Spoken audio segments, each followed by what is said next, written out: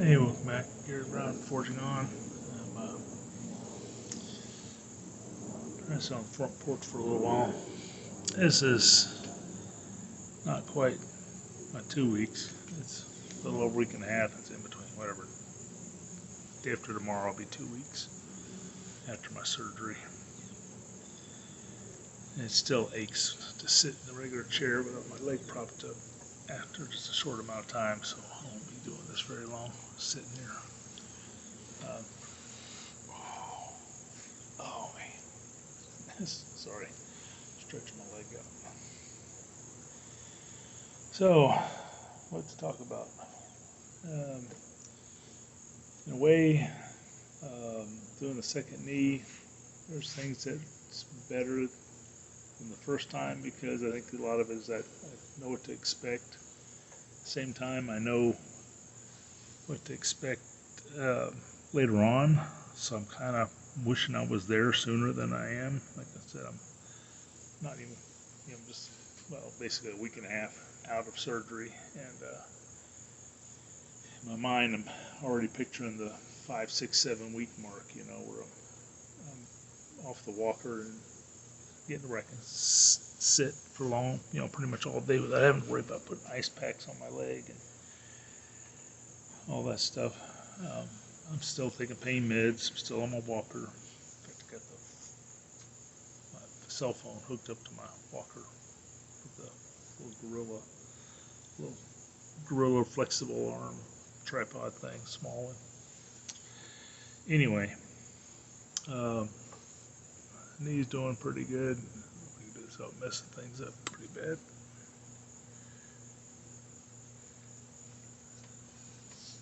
It's getting there. Don't know if that came out. I'll find out when I edit. Some little things that really get to you. Just like I said, sitting like this, and when you start kind of laying your leg over this way or over that way, it'll just start aching more and more. Really, anything just makes it ache. It's sore from my hip all the way up into my hip joint down to my shin, basically. And sometimes it can really ache up in my hip. Cars to go by here. Sometimes it can really ache into the hip. And last few times I had my hip replacement, my first knee replacement, I was like chomping at the bit to get off my pain meds as quick as I could. And I made it to like 2 weeks and got off of them. Some people make it sooner than that. Great, now I got a mosquito wanting to bite me. So I just got to make it even further than that, but I'm not even worried about the pain meds. If I can keep taking them into next week, into 2 weeks or after, I'm just going to do it. The hard part's getting off of them. When I got off of them with my first knee replacement, it really hurt. My gut's kind of a thing, and I was still on them, and my stomach was just bothered me all the time. I'd just be like sickish to my stomach all day, and I didn't know if it was the pain meds or all the laxatives and milk of magnesias and all that junk I was taking that was causing it all, or a combination. So I just cut everything out after 2 weeks. But even though I cut everything out, I was still nauseous to my stomach for a whole week. That was in my other set of videos. I'll try to remember to link that up here. But where I had my first, I'll at least link the playlist where I did my first knee replacement surgery. So a lot of it's the same. I'm like, a lot of those videos I've been saying from 0 to 90 degrees, and for whatever reason, I don't know why I had 90 degrees in my head, and we want you to 120 degrees. Oh my goodness. Yeah. Let me readjust a little. Okay. I got my legs propped up on this little end table. I'll have to aim this over to the side a little just to all this white right here from the sun is really throwing off the cameras. Sorry, I needed up higher, but I just got a little dinky, short, three-legged tripod sit on this table. And my leg's making a shake. Where was I? It's better when I can prop it up. It doesn't hurt as bad as when it's down. Anyway, they gave me another Polar ice pack pump, the ice pump machine. You put the water in, pump, and strap the thing on. So I use both of those. Hummingbird. I use both of those. I keep one out by my chair, my lazy boy, where I've got a box set to the side. And I put a couple of little wood slats on it. Another truck going by. And my wife's got a blanket over it, and I keep one box there and hook my knee up on it when I'm sitting back on a lazy boy, which is where I sit all day long. Then the other one, I put a chair in my bedroom off to the side, and I also keep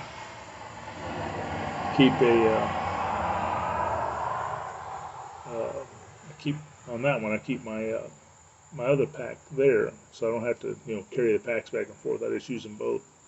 So I paid over $300 a piece for them, tacked into the bill, I'm sure. So anyway, I go Monday back from a 2-week checkup, post-op checkup. So that's a few days away. I may show some pictures or something after that. And trying to show pictures here. I may just plug in a still photo here so you can kind of see the knees side by side. But I don't know, I thought about doing some things which seems a little personal, kind of gross. I don't know how to describe it, but the little things that get you, like trying to sit down on the toilet or sit down in a chair when you don't have any arms or something to grab onto.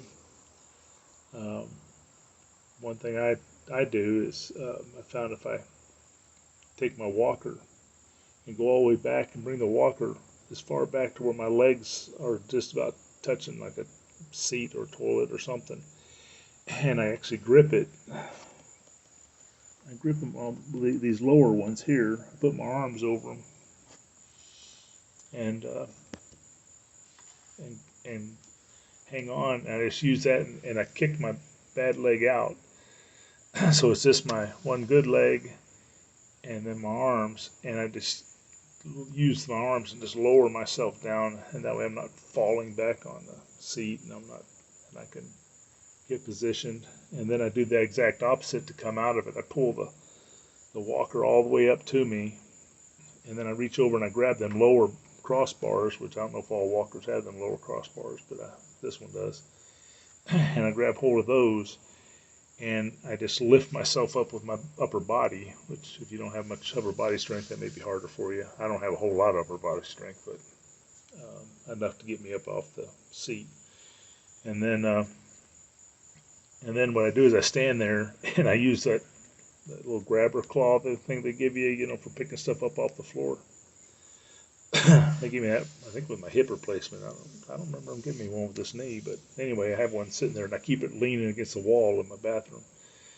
And I use it for changing clothes or anything. If I got I can bend down pretty much and just grab stuff and pull up now. At over a week. First week was harder, but now I can do it pretty easy.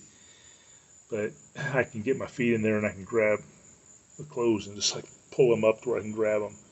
And then just pull them on up, and then just set the little grabber deal. I know that's all a little personal, but it's kind of maybe a little hint might help you. I had to figure that out on my own. Nobody tells you these things, how to do little simple tasks.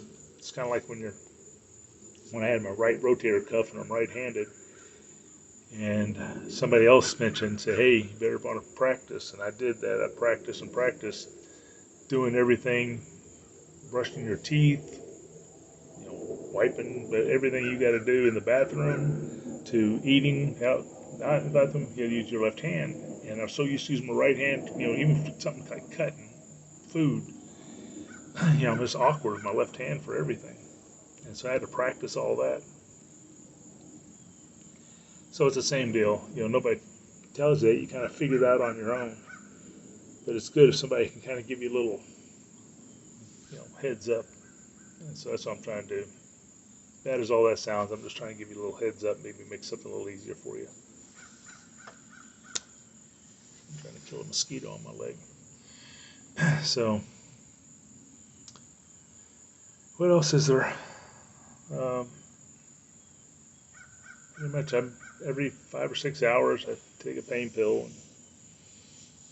And I wake up in the middle of the night, and I try to get out of bed without waking my wife up.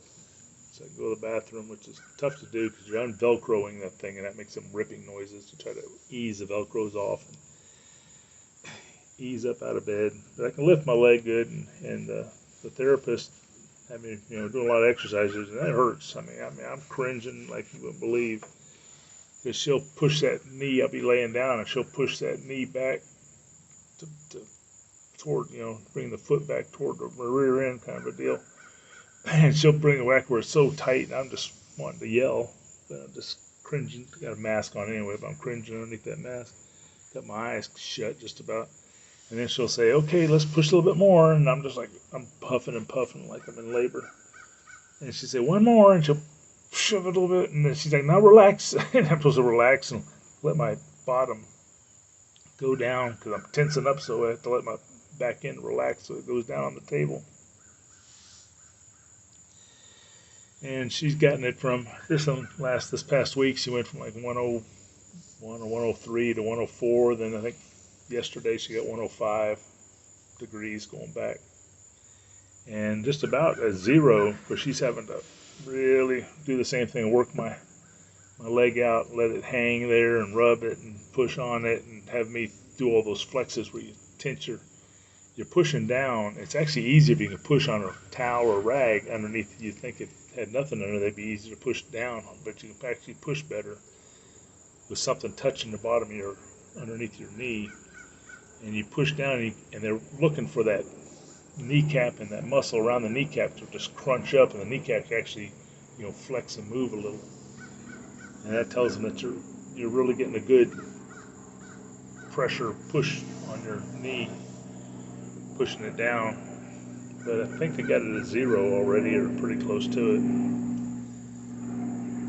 I knew this left knee would do better than my right because it was already like hyperextending before. It'd go back almost to zero or below zero to begin with, where my other knee was so messed up it wouldn't get down anywhere near zero. So it's still not quite at zero. They measured it, and they said it was like 10 at one time. I don't know it's better than that, but I got down to 4 or 5, and I think it's even better now that I've been out for a while. But the main thing is the swelling. The swelling in my upper thigh, all the way up to my hip, it's a lot less. I mean, after the first week it was down a lot, but it's still a lot there. And that really plays into everything. Anyway, that's about all the updates I got. I'm just doing nothing other than my exercises at home and doing what they do at PT, which is 3 times a week right now. And then, they'll probably get me off the walker. This will be 2 weeks, so they may get me off the walker next week, which will be fine. There's times, though, it comes in awful handy. Most of the time, I can walk around just fine without it. I hobble a lot more. I limp more, but I can get around. It'll probably just make me go to a cane, which is fine. Get rid of the walkers, all right by me. But it does come in handy when you have to lower and raise yourself. And if you start feeling unstable, to grab it. I'm trying to get a good stride on my walk. And when you do go back, when that leg goes back and it kind of straightens up, it's still so weak around there with muscles that sometimes it'll kind of buckle a little on me. And it's good to have something to hang on to when it does that. But it'll strengthen up. It'll get there. If you're going through this, just don't try to rush it. Just do all the steps. and do it, get ready. I mean, it's going to hurt. There ain't no doubt about it, but you'll be fine. Anyway, y'all have a blessed day, and we'll talk to you later. Bye-bye now.